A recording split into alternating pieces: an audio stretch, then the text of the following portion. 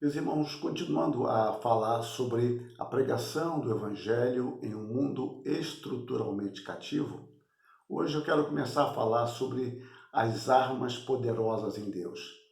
No vídeo anterior, nós tratamos do receio de Paulo, a preocupação de Paulo com os coríntios por causa da ação de Satanás por intermédio dos falsos profetas. E terminei dizendo que Paulo tinha armas poderosas para lutar contra isso. Então, as armas poderosas de Deus. As armas de Paulo são poderosas em Deus para quê?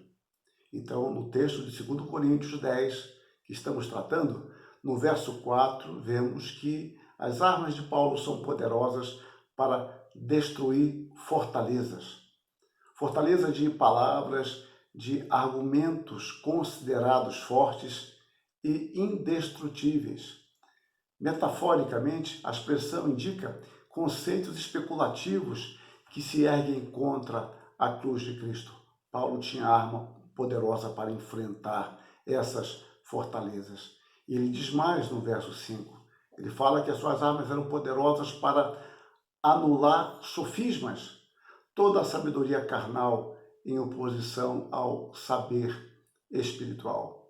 Os homens construíam as suas teorias, as suas hipóteses por criar. Não tinha nenhum sentido prático para a sua vida.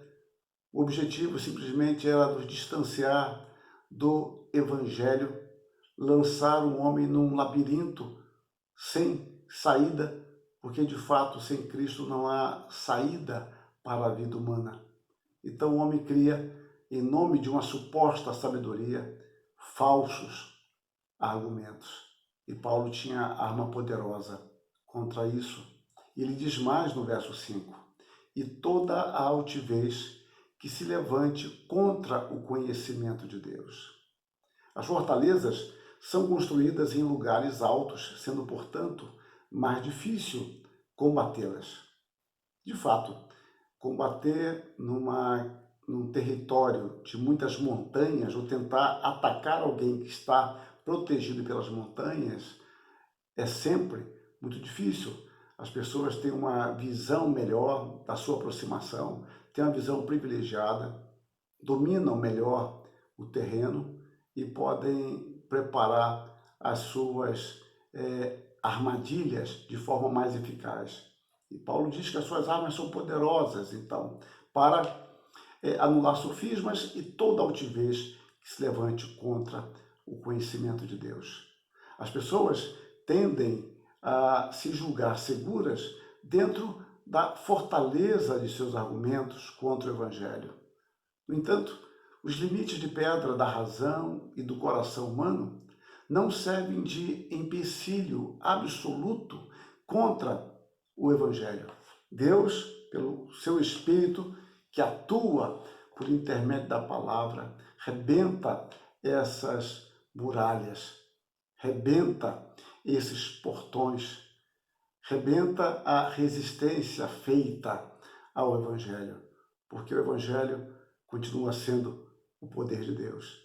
E Paulo continua argumentando, levando cativo todo pensamento à obediência de Cristo.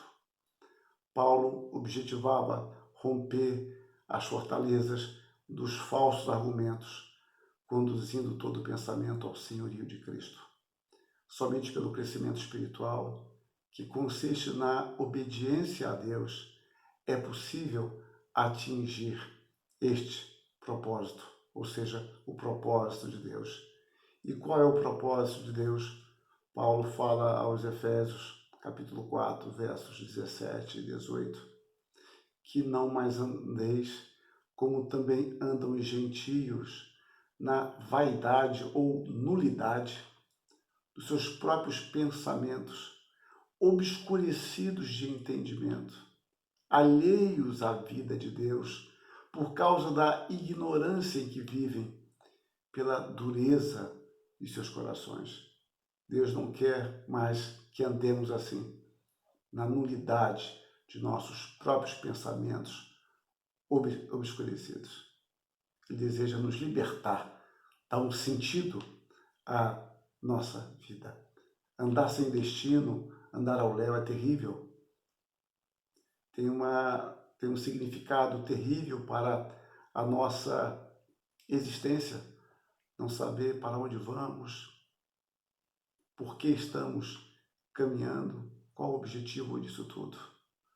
A ignorância a respeito de nossos verdadeiros alvos pode nos conduzir a uma exaustão frustrante.